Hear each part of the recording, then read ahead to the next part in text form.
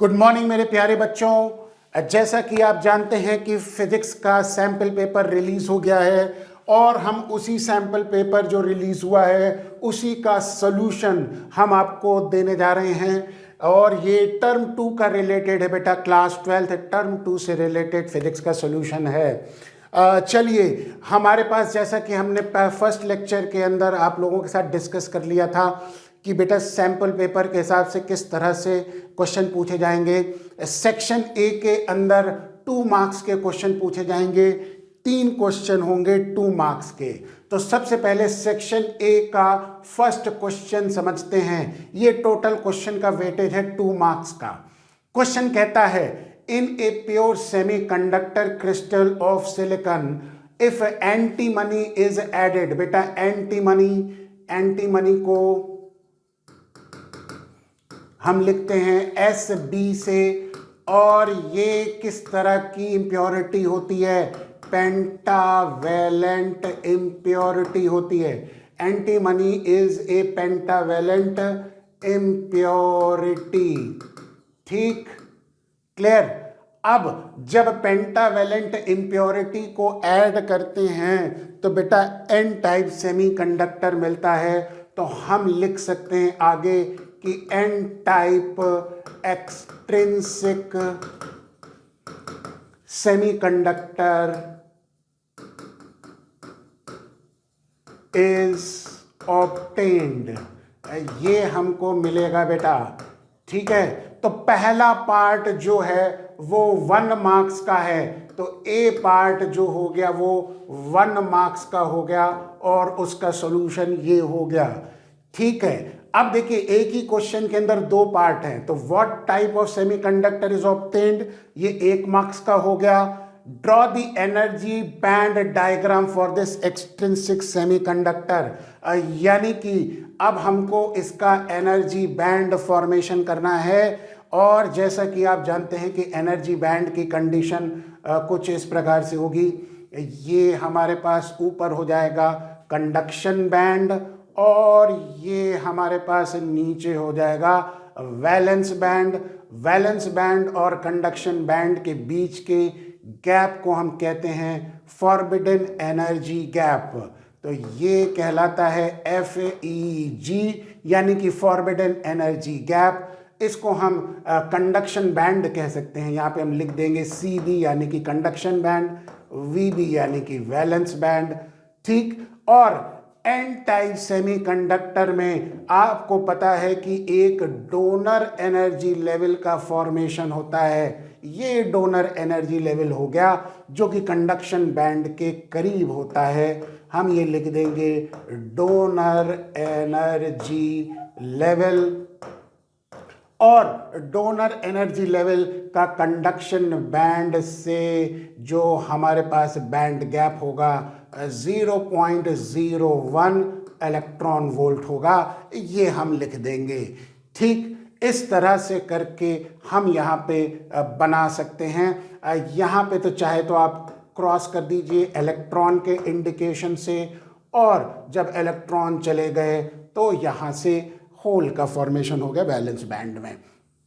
और इस तरह से करके हमने बना लिया एक्सट्रिंसिक सेमीकंडक्टर का एनर्जी बैंड डायग्राम। चलिए क्वेश्चन नंबर 2 देखते हैं क्या है। अगला क्वेश्चन नंबर 2 क्या कहता है, आइए देखते हैं। ये भी 2 मार्क्स का क्वेश्चन है। सबसे पहला पार्ट क्या कह रहा है, कंसिडर 2 डिफरेंट हाइड्रोजन एटम। ठीक है, the electron in each atom is in excited state. Is it possible for the electron to have different energies but same angular momentum? नहीं बेटा, नो। पहला चीज तो ये लिखनी है कि no, it is not possible to have क्या, different energies but same angular momentum। ठीक, क्लियर। अब इसमें आपको पता है कि energy of the nth orbit -13.6 upon n square होता है in terms of electron volt. तो बेटा अलग अलग ऑर्बिट के लिए अलग अलग उसकी ऑर्बिटल एनर्जी होगी। तो जैसे जैसे n की वैल्यू चेंज करेगी En की वैल्यू डिफरेंट होगी। And according to Bohr postulate, according to Bohr's theory या बोर के पोस्टुलेट के हिसाब से क्या है बेटा, आपको पता है कि angular momentum mvr nh upon 2 के बराबर होता है।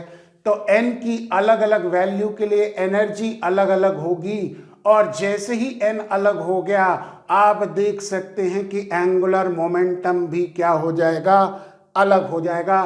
तो सेम एंगुलर मोमेंटम पॉसिबल नहीं है।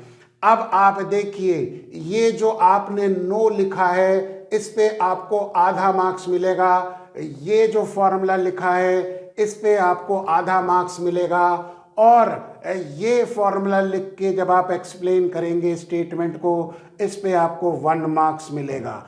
इस तरीके से इस क्वेश्चन का मार्क्स का डिस्ट्रीब्यूशन होगा। ठीक है, तो जब हमने एक्सप्लेन किया कि according to the Bohr's theory mvr is equal to nh upon 2 तो आपको लिखना है फॉर क्या, for different values of n, ठीक है, angular momentum will be different. आपको ये लिखना है angular momentum will be different, ठीक है, और n की डिफरेंट वैल्यू के लिए एनर्जी भी क्या हो गई, डिफरेंट हो गई। For different values of n angular momentum will be different, और n की अलग अलग वैल्यूज के लिए एनर्जी भी क्या हो गई, डिफरेंट हो गई। ये क्वेश्चन नंबर 2 का फर्स्ट पार्ट है बेटा। इसमें एक चॉइस भी है, आइए देखते हैं। क्वेश्चन नंबर 2 में जैसा कि आप देख सकते हैं कि फर्स्ट पार्ट हमने कर दिया है, और सेकेंड पार्ट और वाला है, मतलब या तो आपको फर्स्ट पार्ट करना है या तो सेकेंड पार्ट करना है। ये चॉइस दे रखी है, इंटरनल चॉइस आपको क्वेश्चन में दे रखी है। चलिए इस क्वेश्चन को पढ़ते हैं। क्या कहता है, explain how does photo electric current and kinetic energy of the photo electron emitted in a photocell vary if the frequency of the incident radiation is doubled। आइए पहला पार्ट करते हैं कि when क्या हो गया, frequency of incident radiation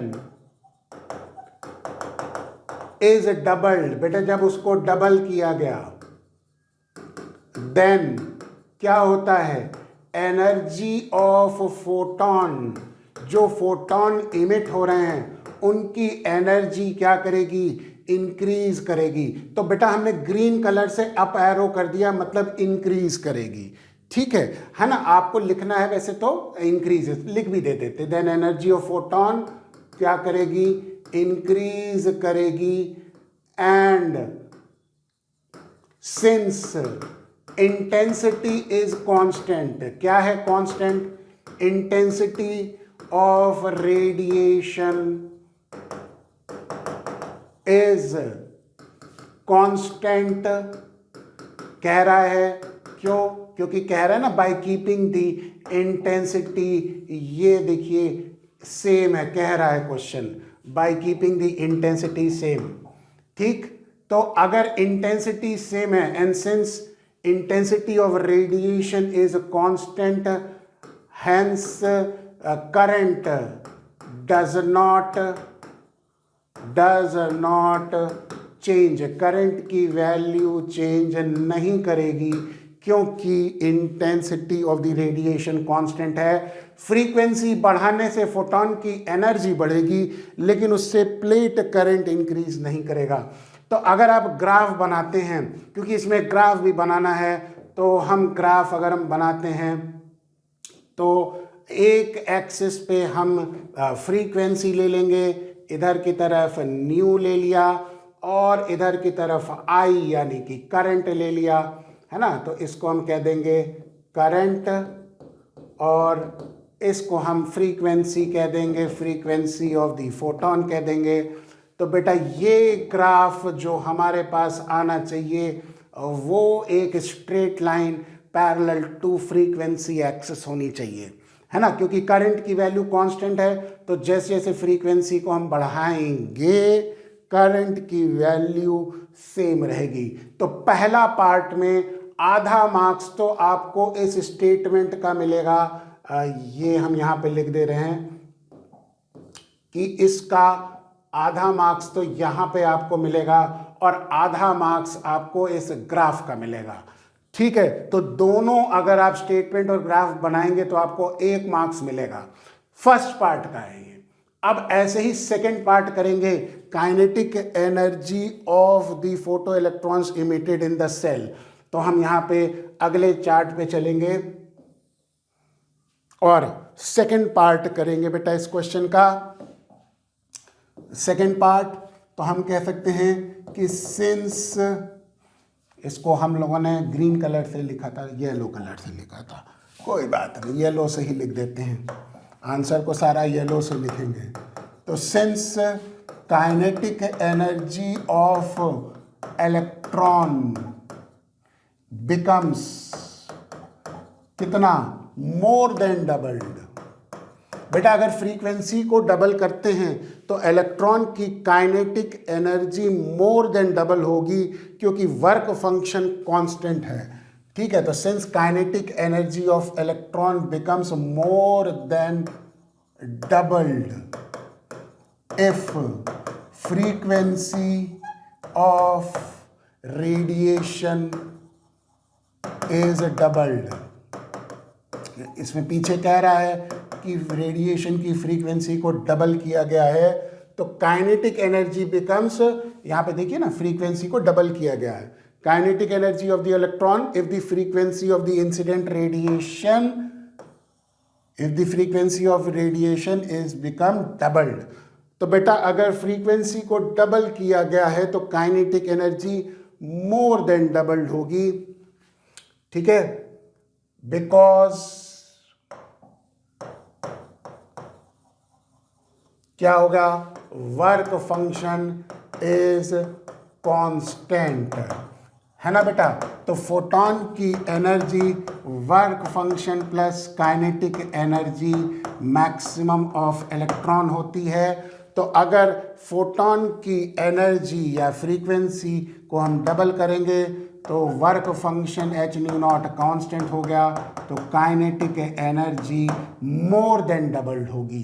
तो हम इसको अगर इंक्रीज करते हैं, डबल करते हैं, तो ये मोर देन डबल्ड होगी। ठीक, अब इसका जो ग्राफ बनेगा वो किस प्रकार का बनेगा बेटा, ये ग्राफ भी देख लेते हैं। चलिए ग्राफ की पहले तो हम एक्सिस बना लेते हैं। ये तो हमारे पास एक्सिस हो गई, वाई एक्सिस और एक्स एक्सिस। हर एक एक्सिस के ऊपर यहाँ पे हम इसके ऊपर यहाँ लिख देंगे काइनेटिक एनर्जी मैक्सिमम, और इधर फ्रीक्वेंसी के बीच में ग्राफ बन रहा है। तो ये ग्राफ जैसा कि आप जानते हैं ये कुछ इस तरह का स्ट्रेट लाइन ग्राफ होगा। ठीक, जहाँ पे ये पॉइंट जो है वो रिप्रेजेंट करेगा वर्क फंक्शन को, और ये रिप्रेजेंट करेगा थ्रेशोल्ड फ्रीक्वेंसी न्यू नॉट को। तो जैसे जैसे फ्रीक्वेंसी बढ़ रही है काइनेटिक एनर्जी इंक्रीज कर रही है। फिर से वही चीज़ बात हो गई कि बेटा ये स्टेटमेंट लिखने का आधा मार्क्स मिलेगा और इस ग्राफ के ऊपर भी आपको आधा मार्क्स मिलेगा। ये क्वेश्चन नंबर 2 का सेकंड और वाला पार्ट हो गया जो कि आपको करना है। ठीक है, चलिए नेक्स्ट क्वेश्चन देखते हैं क्या है। क्वेश्चन नंबर 3 कहता है name the device which converts the change in intensity of illumination to change in electric current flowing through it. बेटा इसका आंसर है फोटोडायोड। बेटा फोटोडायोड क्या करता है कि डिटेक्ट्स कैसे the change in intensity, change in intensity of light, light की इंटेंसिटी में जो चेंज होता है उसको डिटेक्ट करता है बाय चेंजिंग क्या, करंट थ्रू इट। वो अपने थ्रू पास होने वाले करंट को चेंज करके, by changing current through it. ठीक, ये तो हमारे पास इसका फर्स्ट पार्ट का आंसर हो गया, फोटो डायोड इसका आंसर होगा।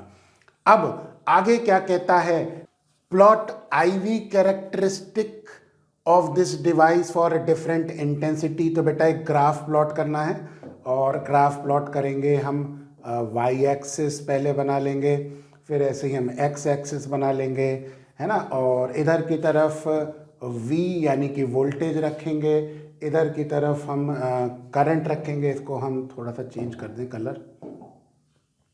तो ठीक है, ये आपका वोल्टेज हो गया, और इधर हो गया माइक्रो एम्पेयर में करंट होगा फॉरवर्ड बाइसिंग पे, है ना, और इधर की तरफ माइक्रो एम्पेयर रिवर्स बाइसिंग पे हो गया, इधर की तरफ -V हो जाएगा, है ना। क्योंकि फोटोडायोड रिवर्स बाइसिंग पे वर्क करता है, तो इसका कुछ ग्राफ की जो शेप होगी वो एक फ्री हैंड कर्व होगी, और अलग अलग इंटेंसिटी के लिए ये देखिए ऐसे आया, और ये यहाँ तक ऐसे आ जाएगा, फिर ये अलग इंटेंसिटी के लिए अलग करंट, फिर ये अलग इंटेंसिटी के लिए अलग करंट, और ये अलग इंटेंसिटी के लिए अलग करंट, और उसके बाद ये ग्राफ थोड़ा सा ऐसे कर्व हो जाएगा, ये एक पॉइंट पे मीट करेगा, ये कुछ ऐसे कर्व बनेगा, है ना, ये ऐसे कर्व बन जाएगा। अलग अलग इंटेंसिटी के लिए ये I1 इंटेंसिटी, ये I2 इंटेंसिटी, ये I3 इंटेंसिटी, ये I4 इंटेंसिटी। बेटा जितनी ज़्यादा इंटेंसिटी होगी उतना ज़्यादा फोटो करंट होगा इसमें, फोटो डायोड के केस में। तो हम यहाँ लिख देंगे कि I4 will be greater than I3 will be greater than I2 will be greater than I1। ठीक है, ये हमारे पास ग्राफ हो जाएगा। एक्चुअल में थोड़ा सा इसको हम और अच्छे से बना लें, ज़्यादा सही रहेगा, है ना। ग्राफ को थोड़ा सा कर्व डिसओरिएंट हो गया, और ये अब बढ़िया सा बन जाएगा, और ये ऐसे बनेगा। कंटिन्यूटी थोड़ी सी ध्यान रखिएगा, और ये ग्राफ ऐसे बन गया। हाँ, ये अच्छा रहेगा, प्रॉपर ग्राफ रहेगा। ठीक है, तो ये पार्ट, ये लिखने का जो स्टेटमेंट का है, ये आधा मार्क्स का होगा, और ये ग्राफ जो आप बना रहे हैं ये भी आधा मार्क्स को, यही लिख देते हैं आधा मार्क्स, है ना। ठीक, तो आधा आधा यानी कि 1 मार्क्स का तो ये हो गया पार्ट। अब आगे क्या कहता है, state any two application of this device. दो डिवाइस का एप्लीकेशन निकालना है। तो बेटा हम यहाँ पे सेकंड पार्ट भी लिख देते हैं, और यहीं पे लाइन खींच के हम लिख देते हैं, ज़्यादा बेटर रहेगा, है ना।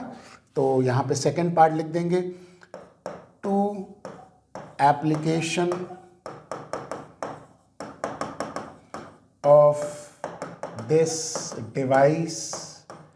क्या है पहला, टू डिटेक्ट इन या use in detection of optical signals. तो टू डिटेक्ट दी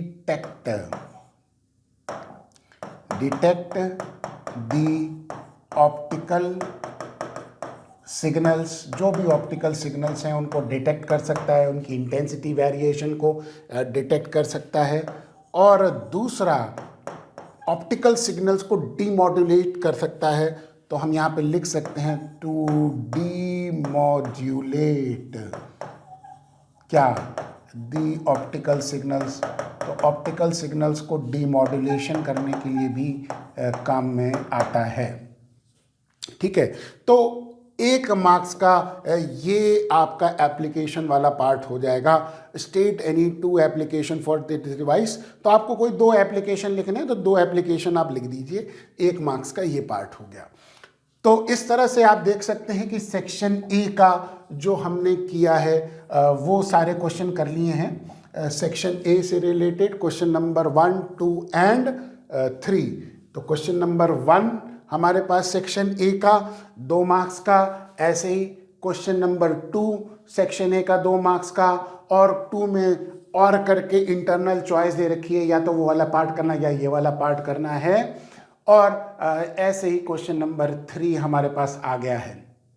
ठीक है, चलिए अब हम बात करेंगे सेक्शन बी से रिलेटेड क्वेश्चंस के बारे में, अपने नेक्स्ट वीडियो में बात करेंगे।